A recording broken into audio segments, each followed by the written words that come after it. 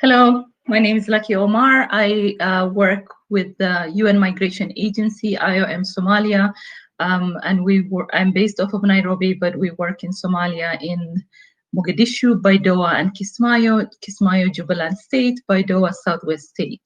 Today, I am very pleased to be taking part in the Paris Peace Forum to tell you about our Women, Peace and Security project. This project started in 2019, and it's called Leveraging the Strength of Women in Peace Building and Promoting Gender Sensitivity in the National Program on Disengaged Combatants.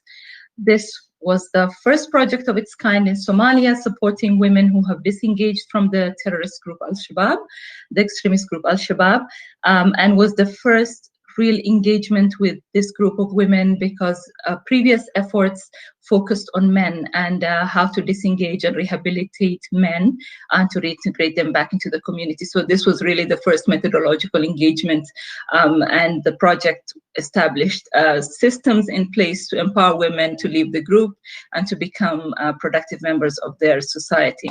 This project was funded by the Secretary General's Peace Building Fund and was jointly implemented by IOM Somalia and the UN Assistance Mission in Somalia, UNSOM.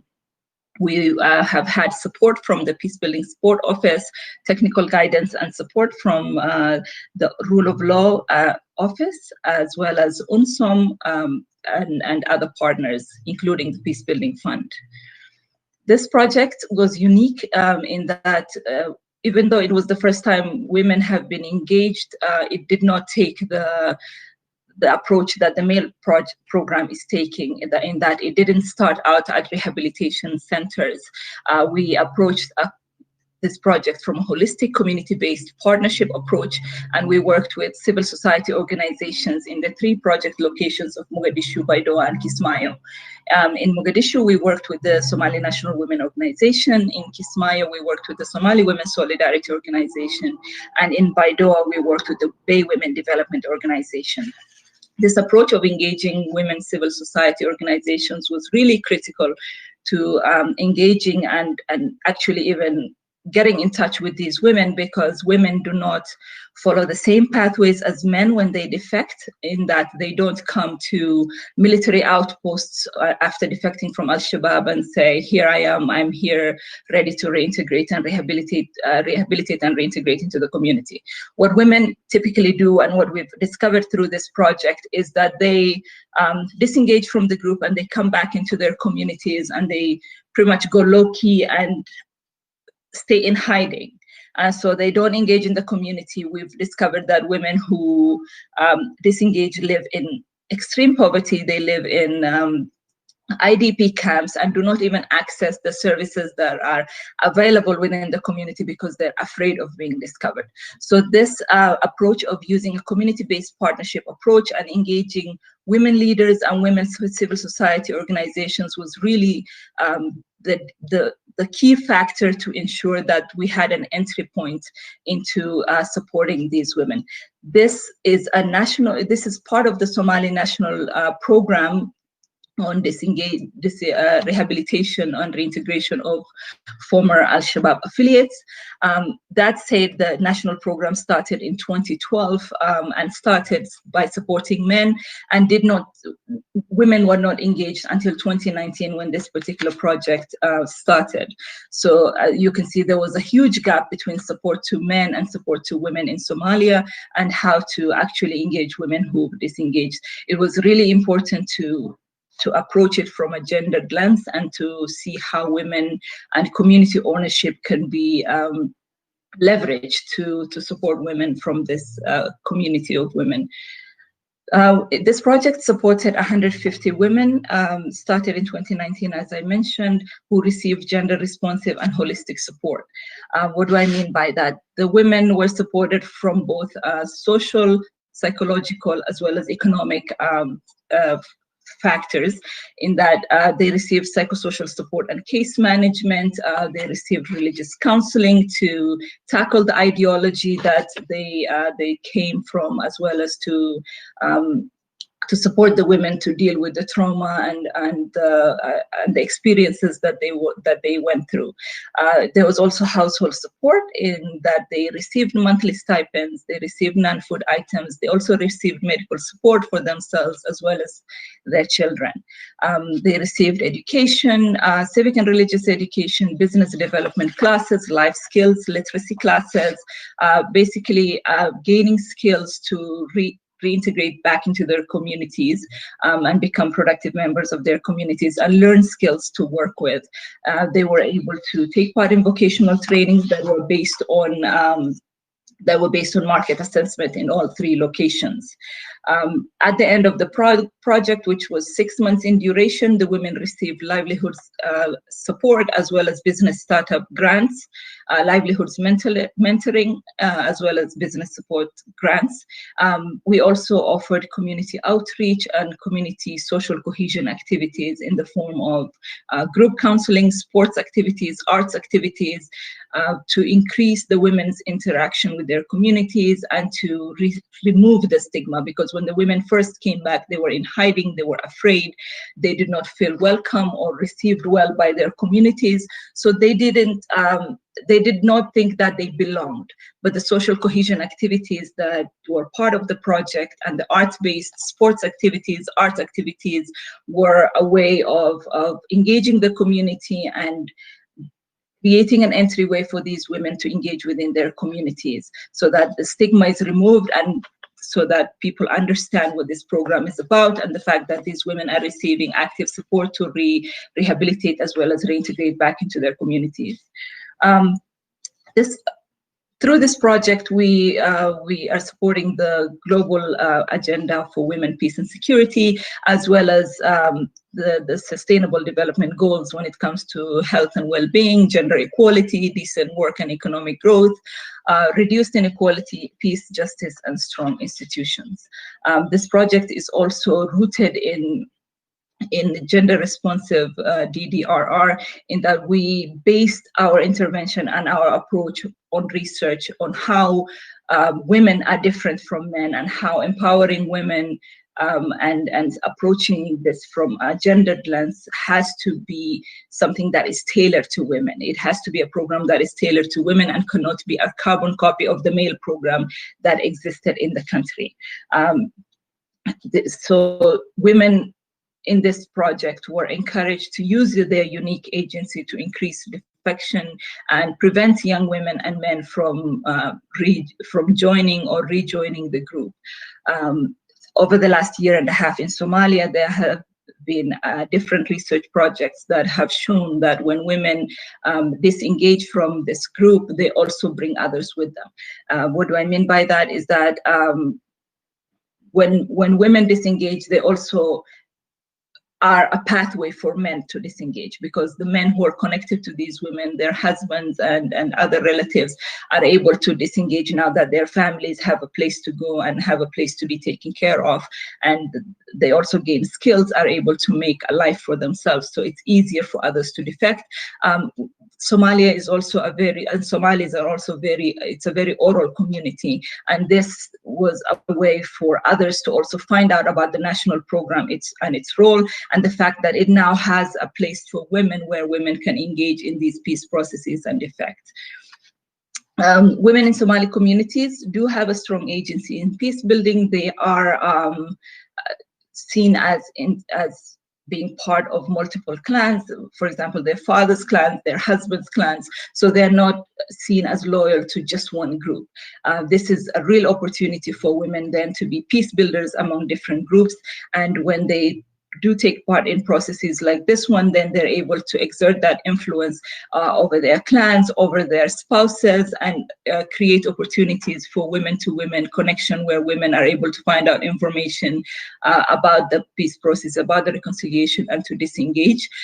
Also, this was a good way for people to find out about the different ways women can be supported through the national program, especially towards gender-based violence and conflict-related sexual violence survivors.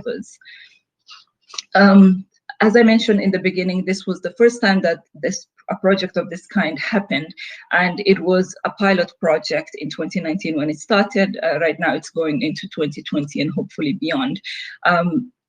There was no template for engaging women in this space, meaning that the standard operating procedures, all the policies, everything that existed under the national program was tailored to men. So what we had to do as part of this project was to start fresh and see how we can engage women and how we can actually identify women. So what we did is we piloted a beneficiary selection criteria based on vulnerability. So we were looking at how women went into Al-Shabaab, who these women are, how they came out, what do they need, what is their family dynamic right now. So we discovered a lot, we learned a lot in this project, and some of the things we learned is how the different ways that women go into Al-Shabaab. For example, some women are forced into Al-Shabaab through marriage and kidnapping. Some women are victims of circumstances in that they find themselves, a place is captured by Al-Shabaab, for example. And so the women who live there or who are business women just stay. They have nowhere to go. So they're forced to deal with the group and become traders and engage with the group in this manner. We also have women who followed their husbands into Al-Shabaab. Some of the women that we saw engaging in the group followed their husbands into the group, and as well as some who volunteered, who bought into the ideology and volunteered to become part of the group. These are some numbers of what we discovered in the group and how they became affiliated, how long some women were in the group and how they disengaged, and what their roles were within the group.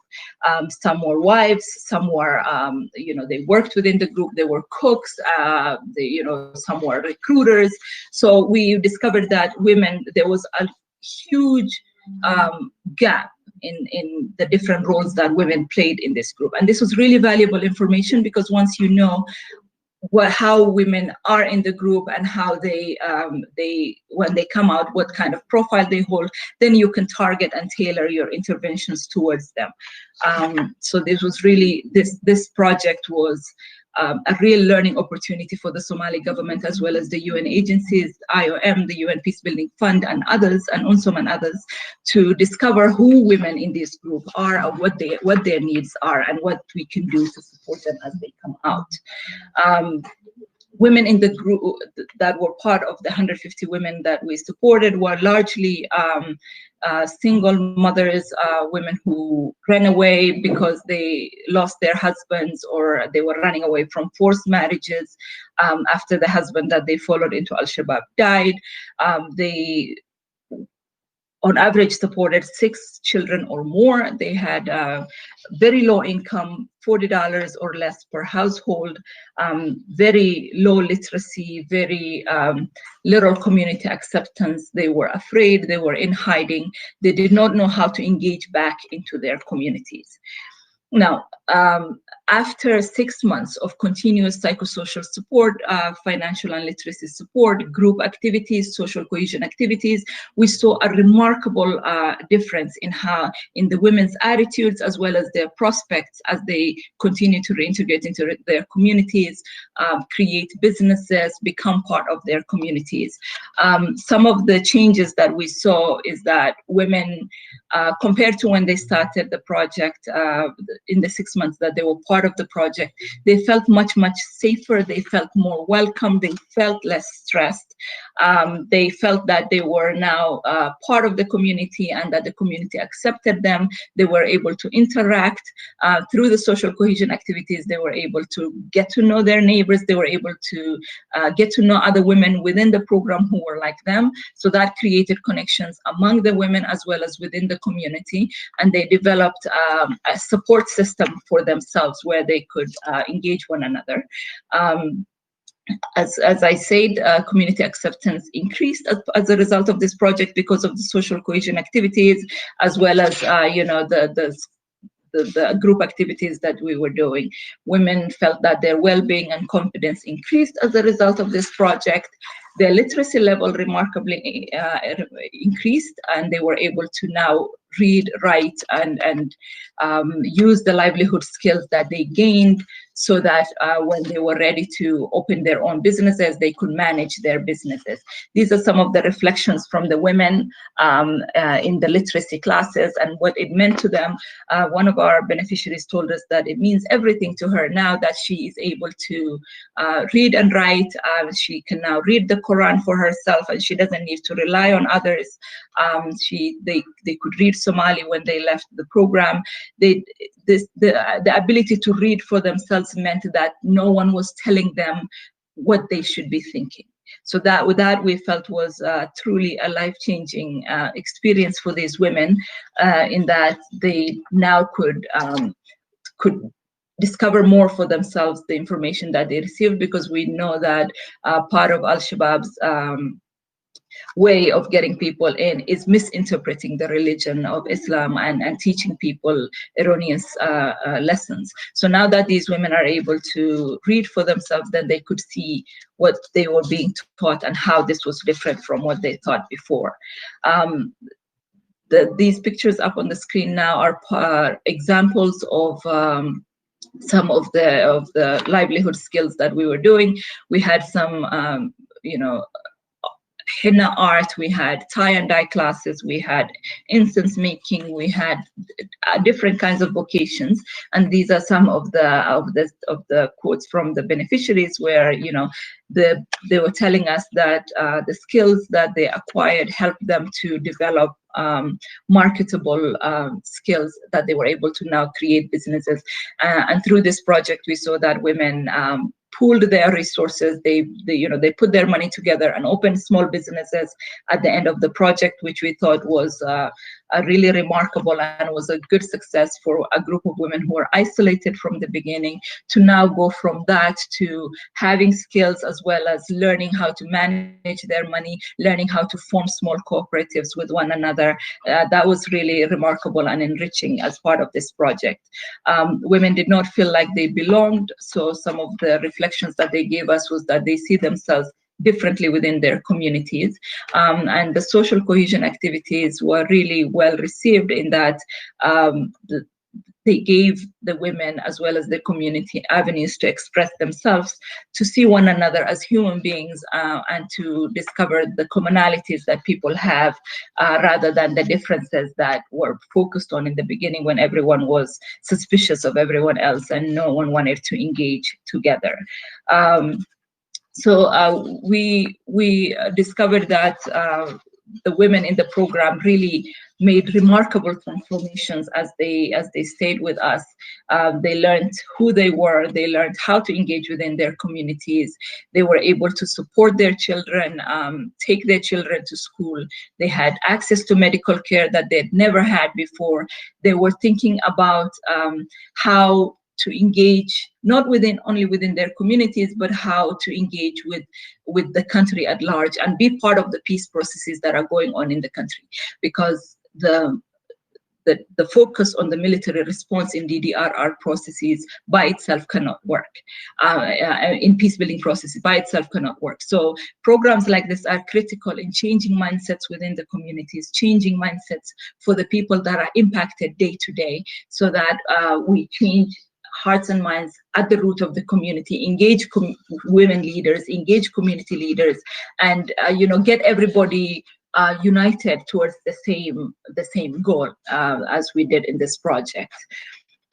We had mothers who came into this that had no opportunities before, but by participating in this project, they were able to realize their dreams of who they were. That project, as I mentioned in the beginning, supported 150 women at the beginning. This was the pilot project in 2019. In 2020, we are fortunate to continue this support through other partners, such as the German Federal Foreign Office. We still have support from the Peace Building Fund, hopefully in the future, as well as other partners such as UN Action Against Sexual Violence in Conflict.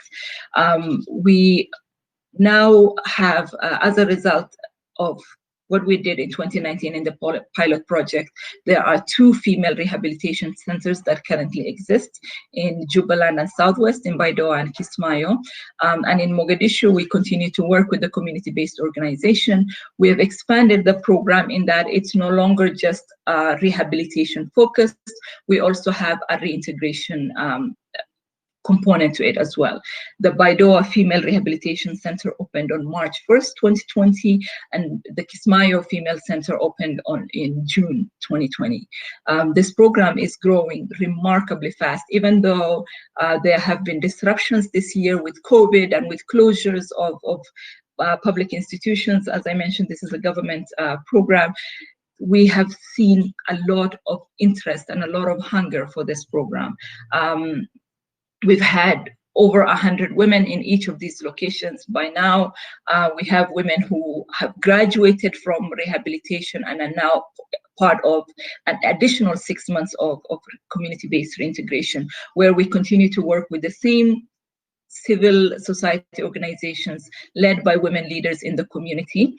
And we are supporting them to, after they gain the tangible skills, after they gain the literacy, after they gain the vocational training that they've done, after they've gone through the social cohesion, the additional 6 months of community-based reintegration is meant to provide additional mentoring for livelihood support, to provide additional psychosocial support, to provide additional space for social cohesion and engagement, as well as to provide support for the women who are now coming into the program, because we have women who've graduated who are in the next 6 months, the next phase, who are actually the people who are the success of this program, because this is their program, they've gone through it, they've seen the transformation, and others coming after them can see the same transformation for themselves as well as for their families.